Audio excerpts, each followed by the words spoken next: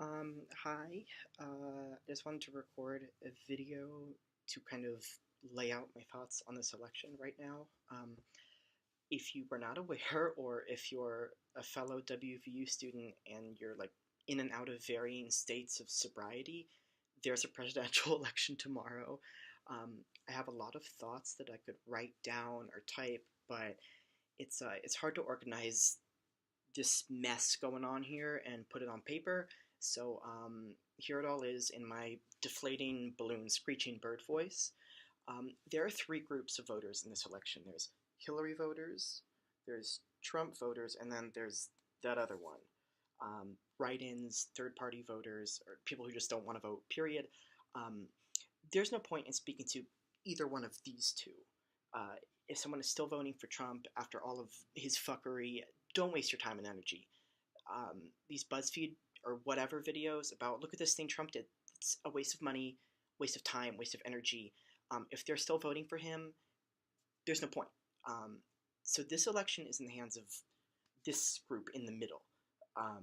Hillary can come off as icy and condescending. She can be hard to trust. She's part of this establishment we've had for so long, but that's par for the course. Whereas you have Trump, I don't need to explain him. If you're not planning to vote for him, then you already know, what he's done wrong. This is coming from someone who was at one point like Bernie or bust. Now, ideally, and according to our Constitution, any party can run in a presidential election, but that's not the America we live in today. You can vote for a third party. You could write in like Guy Fieri. Like if you want, you could write in anyone. It's like every presidential election, Mickey Mouse is the number one write-in. But it's going to be either Hillary or Trump. Like 100%, it's inarguable. So please, you might as well pick the one that won't plunge us into World Wars 3 through 5. There are a lot of groups that would be hurt by a Trump presidency. As much as I wanted to not have to ever say this, because that goes along with the idea that everyone is straight until proven otherwise, I am one of these groups. In case you didn't know and haven't spoken to me for more than 30 seconds at any point in my life, I've already made a space for myself here in Morgantown in West Virginia, and I'm terrified that if Trump gets elected and he takes us back, when I come back for sophomore year, I can be turned away from restaurants, stores, other businesses. I can be rejected from a job. I can be the victim of a hate crime, and it just be treated as a simple assault just because of my sexual orientation. That's not even close to what this could mean for people of color. You can debate black lives, blue lives, white lives, all lives matter all day, but the truth is that a Trump presidency would allow for even less than the minuscule amount of justice there is for victims of racially motivated police brutality. Do you think immigrants want to come here illegally? Do they want to walk on eggshells with every single thing they do? No, they're illegal. Like, how can a human be illegal? Because that's the best they can do with this, awful, shitty bureaucracy that we have. If I were to go over every group that would go through hell because of Trump, I could submit this thing like as a feature-length documentary to the Academy.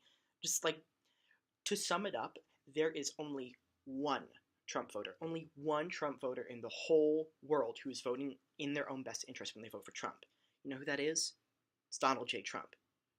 Donald J. Trump is the only one who won't get fucked over by a Donald J. Trump presidency. It's not even like, straight, white, cisgender, heterosexual men are the only group that will benefit. No, not even them. Everyone, except for Trump, will, on some level, if it's directly or 20 degrees of separation, they will be hurt from his presidency. So please don't throw away your vote. This is not the time for a protest or for change. If you wanted a fundamental change in our party system, you should have started working for it in 2012 instead of waiting until your favorite candidate didn't win the primary. Third parties don't exist as an emergency backup. It's a whole political ideology. You gotta start, building from the ground up. So just please don't throw away your vote. Oh, and to the members of the LGBTQ plus spectrum rainbow community, if you're voting for Trump, Sharon Needles, Colby Keller, Azalea Banks, but I mean, we kind of she's not even with us anymore. But they say it's like because it'll cause social change and rebellion, and our best art came from times of oppression. Get your head out of your ass, get real, and while you're at it, get some polishing fluid for your brand new 30-piece collection of silver. Um, Feel free to share this, and if you have a point to argue in the comments, I'm not going to engage with it, but I'm not going to delete it either, because unlike Trump, I don't silence people who speak up against me, and that's something some liberals could learn from too. Um, uh, Thank you for listening. Have a blessed day.